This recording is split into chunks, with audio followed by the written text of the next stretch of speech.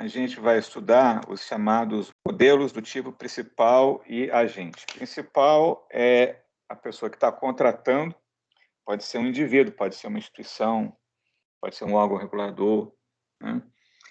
Agente é a pessoa ou a empresa que está sendo contratada. Então, esse termo principal vem do inglês principal, né, que é tipo diretor da escola, né, que está a cargo da gerência, né?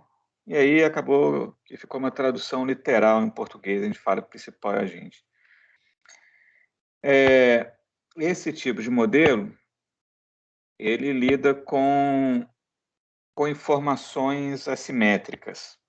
Ou seja, quando o contratado tem alguma informação que o contratante não tem. Tá? Então, o contratado, ou seja, o agente pode ter alguma informação sobre o seu custo marginal, né, que ele está sendo contratado para produzir um bem em nome do principal. Então, quem incorre o custo é o agente contratado. Então, esse custo pode ter algum parâmetro que é a informação privada desse agente, ou seja, o agente sabe, conhece essa informação e o principal não conhece. O principal não sabe, mas ele sabe que não sabe. Portanto, ele pode atribuir uma distribuição de probabilidade sobre as possíveis realizações dessa informação, né? Porque acaba que a informação se torna uma variável aleatória para ele, ok? Então, você tem uma assimetria informacional. Esse é o caso de seleção adversa. É uma informação sobre algum parâmetro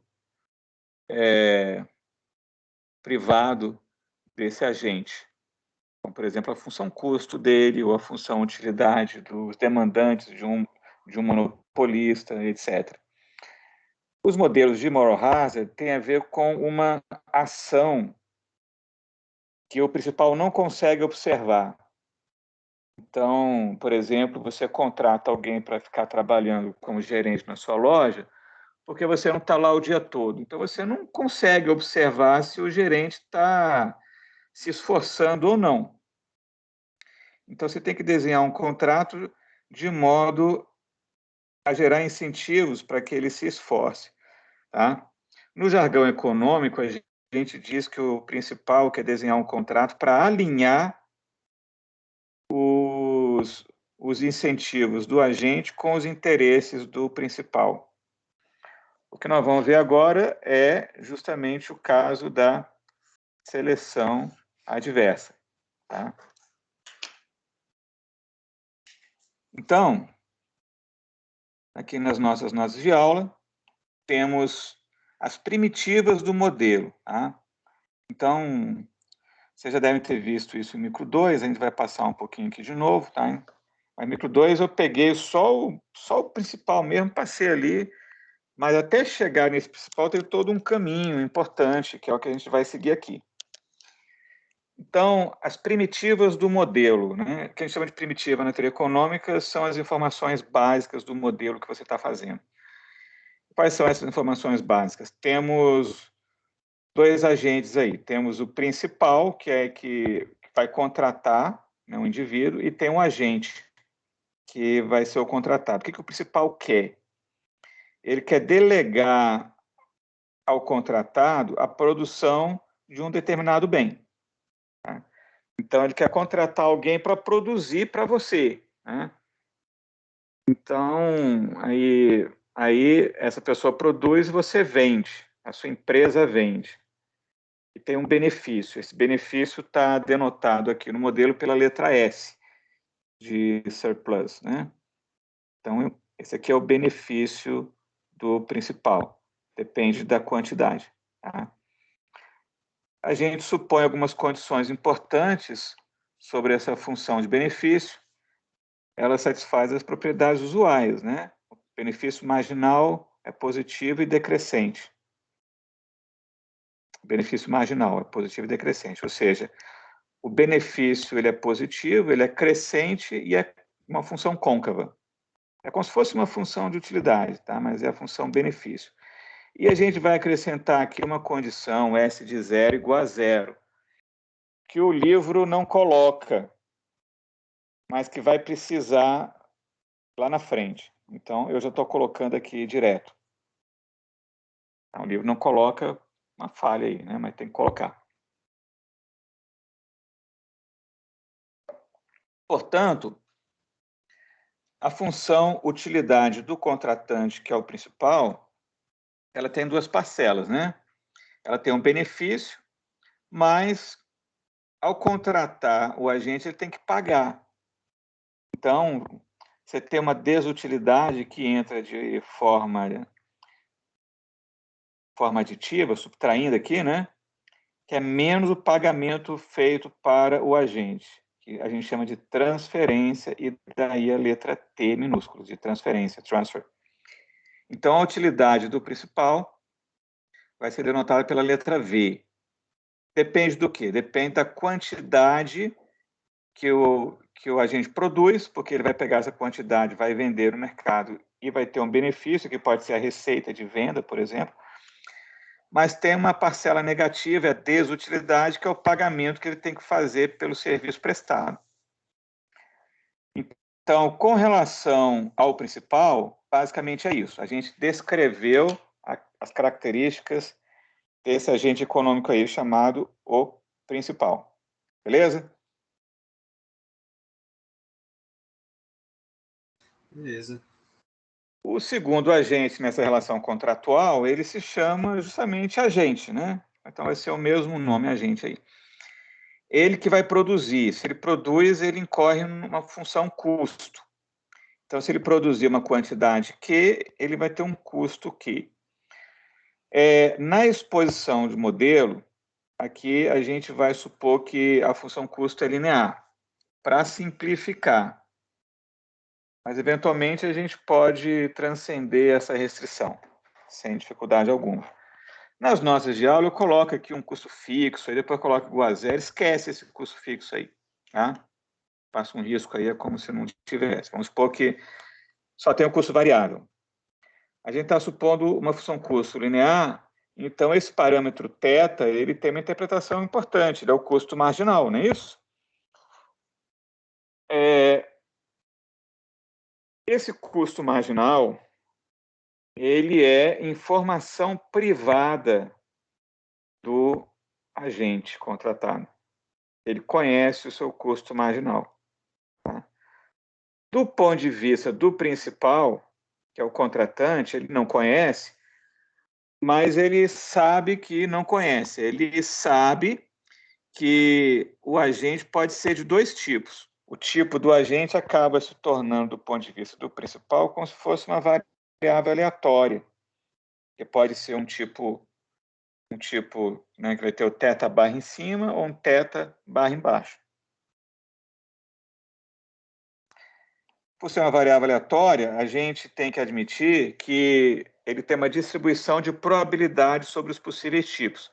Por simplicidade, a gente vai admitir que só há dois tipos possíveis, o θ barra embaixo e o θ barra em cima. O que é o θ barra embaixo? θ barra embaixo é o custo marginal mais baixo. θ barra em cima é o custo marginal mais alto. Então, do ponto de vista do principal, o agente pode ser de dois tipos. Ou é um agente que tem um custo marginal reduzido, isso significa que esse agente incorre num sacrifício marginal menor para produzir a mesma unidade, e existe um agente que tem um custo marginal mais elevado. Para produzir a mesma unidade, esse agente incorre num sacrifício maior.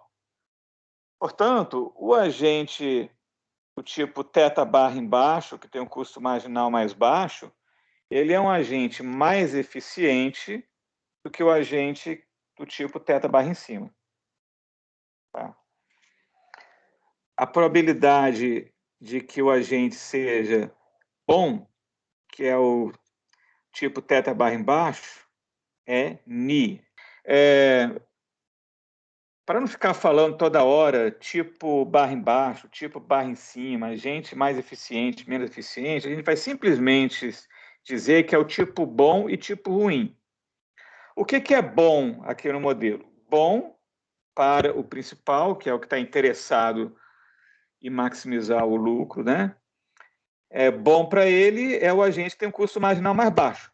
Então, θ barra embaixo aqui vai ser bom. E o θ barra em cima vai ser o agente ruim. A probabilidade de ser ruim é 1 menos ni, de ser bom é ni. Alternativamente, a gente pode dizer que essa distribuição de probabilidade, em vez de ser uma crença subjetiva do principal sobre as possíveis realizações dessa variável aleatória, isso pode ser realmente a distribuição observada no mercado de agentes bons e de agentes ruins. Pode ser uma distribuição observada no mercado, né? Pode ser frequentista, objetiva, né? Pode ser também, tanto faz.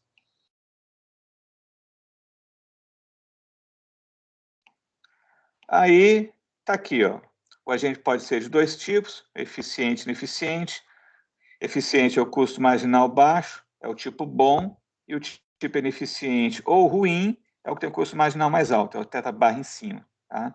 E tudo mais é conhecimento comum.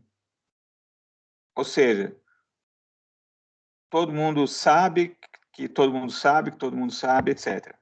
Só tem uma informação privada, que é o tipo do agente. O tipo aqui é um parâmetro que descreve o custo marginal do agente contratado.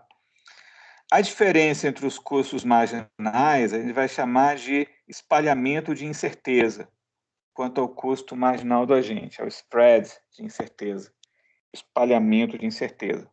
Tá? Ok? Porque quanto maior for o spread, maior vai ser a variância dessa variável aleatória, né? Você tem uma Bernoulli, e aí quanto mais ampla for a diferença entre as duas realizações possíveis, por exemplo, uma variável aleatória que te retorna 0 ou 1 tem uma variância. Mas a mesma variável aleatória com a mesma distribuição de probabilidade, só que te retornando 0 ou 10, ela tem uma variância maior, né? Você tem uma amplitude de incerteza maior, um espalhamento de incerteza maior. Tá?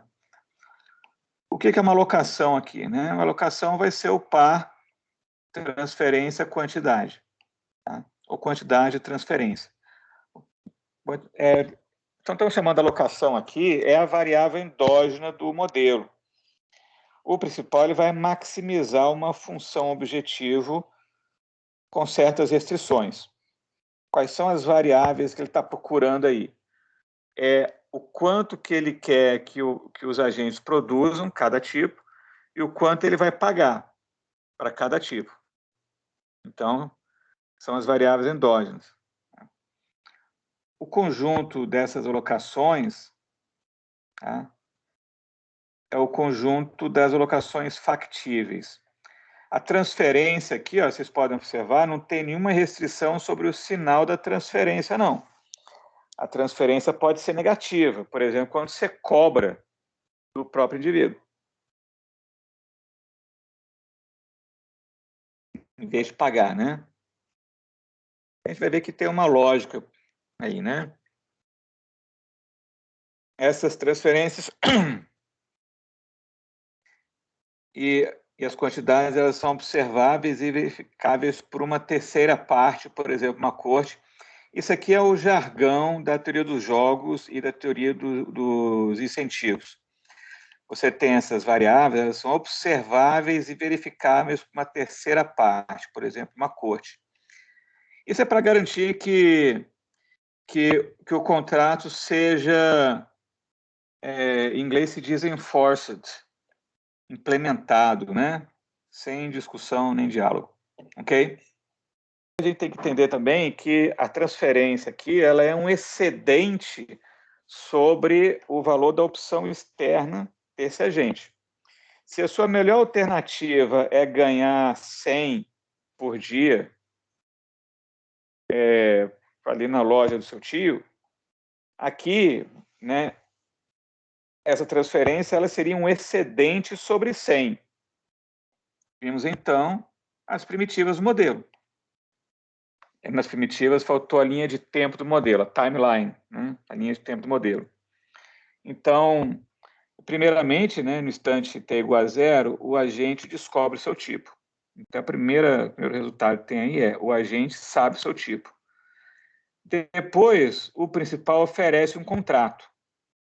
Como, do ponto de vista do principal, existe uma informação assimétrica, o agente sabe o tipo, mas o principal não sabe qual é o tipo desse agente, e como ele oferece o contrato e depois esse agente aceita ou rejeita o contrato, e depois ele é executado, é como ele oferece o contrato nessa etapa inicial, após a gente saber o seu tipo. Mas antes de qualquer outra coisa, a gente diz que esse é o estágio interino, o estágio ínterim. Aí depois o agente vê o contrato, aceita ou então rejeita, e aí o contrato é executado. Tá? Essa é a linha de tempo do modelo. A gente vai ver algumas situações que vão aparecer pequenas mudanças nessa linha de tempo aqui.